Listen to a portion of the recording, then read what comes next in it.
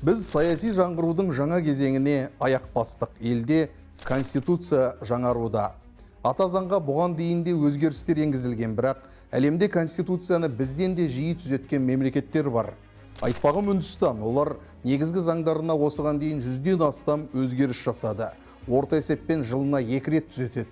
Әрі Үндістанның конституциясы әлемдегі ең көлемді заңдар жинағы саналады. Онда 448 бап және 12 қосымша бар.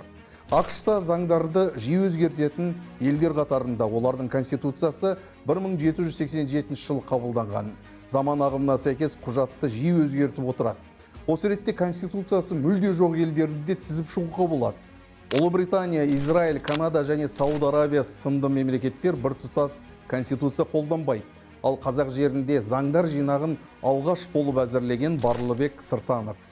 Ол кісі 1911 жылдың 13 маусымы күні Петербург қаласында қазақ елінің уставы деп аталатын 4 бөлім 28 баптан тұратын европалық стильдегі құқықтық саяси маңызы зор заң жобасын жазған. Бұл құжатты Алаш көсемі Әлихан Бөкейхановтың тапсырысымен әзірледі.